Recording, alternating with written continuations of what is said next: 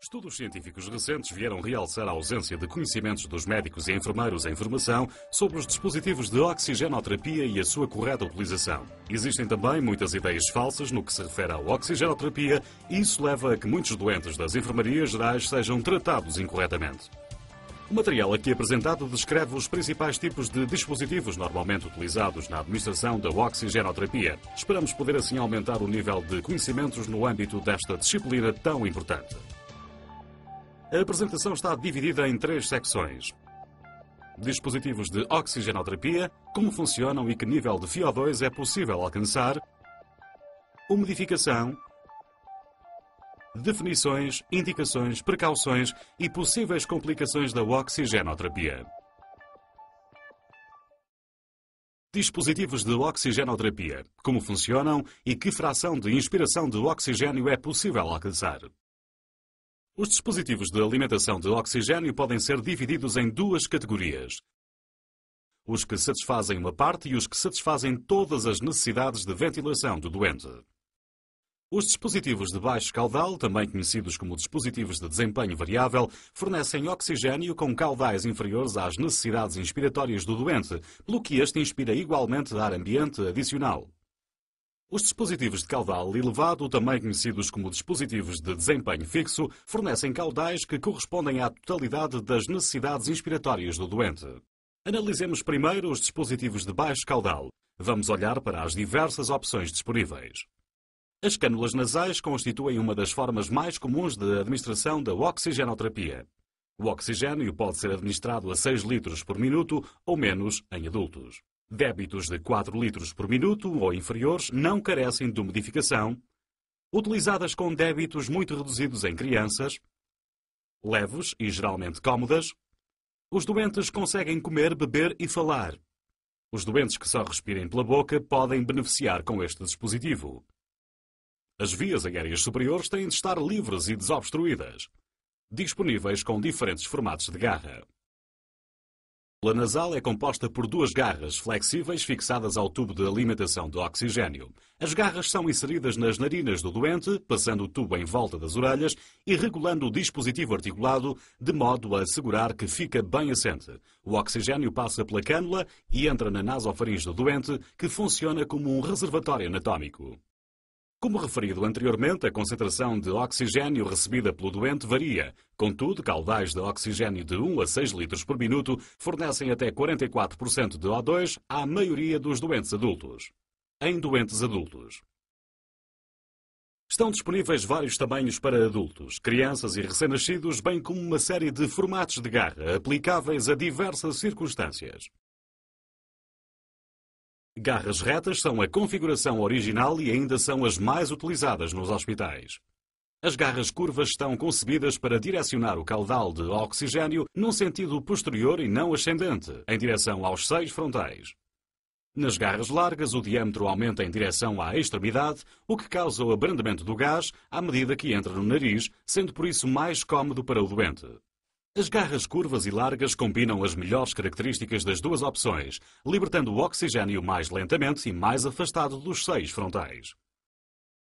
Precauções. As cânulas nasais estão contraindicadas em doentes com obstrução nasal, por exemplo, com pólipos nasais. Máscaras faciais de concentração média proporcionam outra opção para a administração de uma oxigenoterapia de baixo caudal. Podem ser utilizadas quando são necessárias concentrações superiores às alcançadas com cânulas nasais ou quando as narinas estão indisponíveis. A concentração de oxigênio recebida pelo doente varia, mas o título de orientação, de 5 a 8 mm, fornece entre 35% a 50% de FiO2 à maioria dos doentes adultos. Existem uma série de tamanhos para adultos, adolescentes e crianças. Algumas máscaras incluem clipes nasais para melhorar a adaptação da máscara ao rosto. Estão disponíveis configurações com aros de ouvido, tornando desnecessário levantar a cabeça dos doentes em pronação a quando da aplicação da máscara. Uma extremidade do tubo de oxigênio está fixada ao espigão da máscara, enquanto a outra está fixada ao medidor de caudal de oxigênio. O medidor de caudal está definido para administrar a concentração de oxigênio prescrita. Coloca-se então a máscara sobre o nariz e a boca do doente e aperta-se o elástico de modo a que se adapte de modo seguro e confortável. Se a máscara incluir um clipe nasal, este é fixado de modo a encaixar da melhor forma possível. O caudal tem de ser de pelo menos 5 litros por minuto para retirar todo o CO2 da máscara e assim evitar a sua reinalação. Será mais provável a aspiração do vômito com a máscara colocada. Máscaras de alta concentração. Máscara de não reinalação. Esta máscara é normalmente utilizada quando são necessárias concentrações elevadas de oxigênio, por exemplo, em doentes em estado crítico ou instáveis. O doente respira pela máscara e a válvula de não retorno abre de modo a que o ar a respirar seja retirado do balão reservatório e o doente não respira o ar ambiente. O doente expira através das duas válvulas de expiração. Na verdade, este tipo de máscara fornece até 80% de oxigênio, com caudais entre 10 e 15 litros por minuto. O modo de colocação da máscara e o padrão respiratório do doente influenciam a quantidade de ar ambiente respirado e a concentração de oxigênio fornecida. Analisemos agora os dispositivos de elevado caudal. Estes dispositivos fornecem um caudal de gás suficiente para satisfazer todas as necessidades ventilatórias por minuto do doente. Antes de analisarmos os dispositivos, vamos ver as situações em que um dispositivo de elevado caudal pode ser o mais adequado. Doentes com doença pulmonar crónica e retenção de CO2 cuja ventilação depende de um estímulo hipóxico. Trata-se de um estado clínico grave em que o estímulo normal da respiração, manutenção de um nível normal de CO2, não existe devido a níveis de CO2 cronicamente elevados.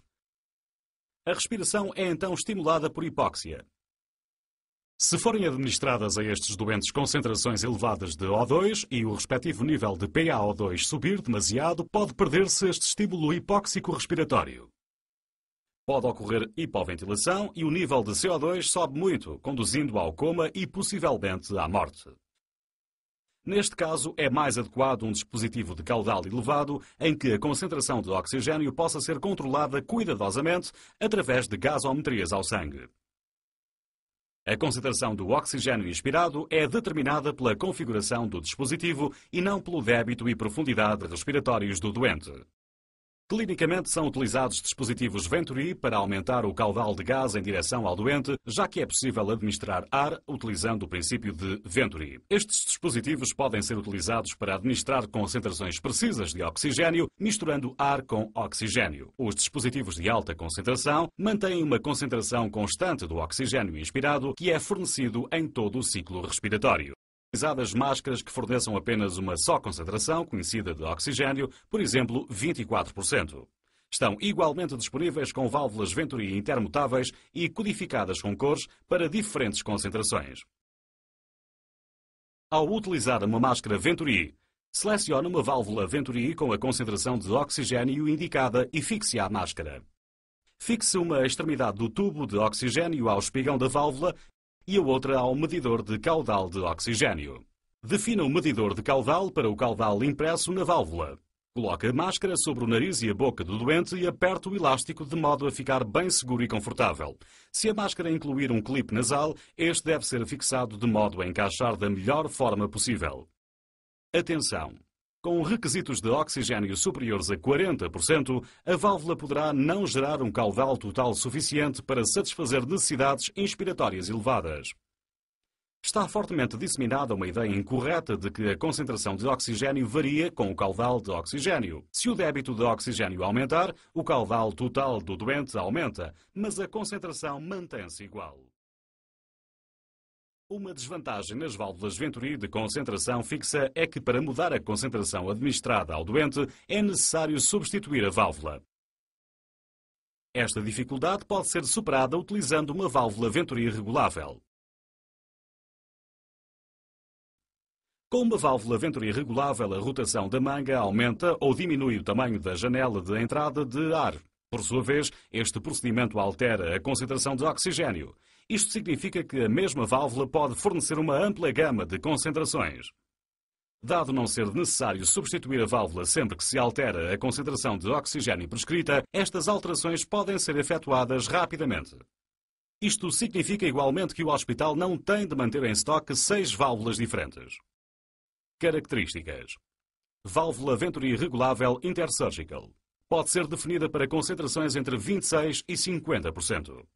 Inclui um sistema de rodar-bloquear para impedir alterações de concentração inadvertidas. De utilização. À semelhança da válvula fixa, fixe uma extremidade do tubo de oxigênio ao espigão da válvula e a outra ao medidor de caudal de oxigênio. Em seguida, utilize a manga para selecionar a concentração de oxigênio pretendida. Defina o medidor do caudal de oxigênio para o caudal indicado no papel. Umidificação. Esta secção descreve o tipo de umidificador que fornece uma umidificação fria. Finke Hunt and Clinical Practice in Respiratory Care descrevem da seguinte forma os dois dispositivos mais utilizados nesta categoria. Um umidificador é um dispositivo que acrescenta água molecular ao gás, enquanto o nebulizador produz um aerossol ou uma suspensão de partículas em gás. Os umidificadores com passagens de bolhas utilizam um processo de umidificação com passagem de bolhas para proporcionar ao gás de oxigênio seco um nível de umidade ambiente. O gás é redirecionado para o frasco de água, onde é subdividido em pequenas bolhas, as quais adquirem umidade à medida que sobem até à superfície da água. A umidade absoluta do gás varia dependendo de débito, temperatura da água, tamanho do frasco e volume de água no frasco. Os umidificadores com passagem de bolhas são utilizados mais frequentemente com dispositivos de baixo caudal, como cânulas nasais e máscaras de oxigênio de concentração média. Alguns modelos incluem uma válvula de redução da pressão concebida para impedir a acumulação de sobrepressão no frasco caso o tubo de oxigênio fique obstruído. A operação da válvula de redução da pressão pode igualmente ativar um aviso acústico que chama a atenção do utilizador para o problema. A cabeça do umidificador com passagem de bolhas pode igualmente incluir uma rosca universal, permitindo a utilização de um frasco que possa ser novamente enchido com água esterilizada ou então a utilização de frascos previamente enchidos com água esterilizada. O medidor de caudal deve ser fixado a um sistema adequado de abastecimento de oxigênio. Encha o frasco com água esterilizada utilizando uma técnica ascética e coloque-o na cabeça do umidificador ou então coloque um frasco previamente enchido com água esterilizada. Em seguida, fixe o umidificador ao medidor de caudal. Regule o medidor de caudal para 4 litros por minuto e feche a saída. Certifique-se de que a válvula de redução da pressão começa a funcionar do espaço de 15 segundos. Defina novamente o medidor de caudal para o caudal adequado ao doente. Fixe o dispositivo de administração e coloque-o no doente. Para ser útil nesta altura destacar alguns tópicos importantes relacionados com a oxigenoterapia. Todos os doentes em estado crítico necessitam de oxigênio. A cianose central é causada por doença cardíaca ou pulmonar. A cianose periférica resulta de uma circulação periférica lenta, como é o caso da hipovolémia, o choque cardiogénico, um ambiente frio e a obstrução arterial ou venosa. A hipoventilação e perturbações que afetam a relação ventilação-perfusão são as causas agudas mais frequentes da cianose observadas em emergências agudas. Concentrações elevadas de oxigênio inspirado não reduzem a ventilação em doentes com insuficiência respiratória aguda. A oxigenoterapia tem de ser prescrita. A oxigenoterapia tem de ser monitorizada. Os doentes não morrem exclusivamente devido a um nível mais elevado de dióxido de carbono, mas sim de hipoxémia. Os oxímetros de pulso medem a oxigenação e não a ventilação.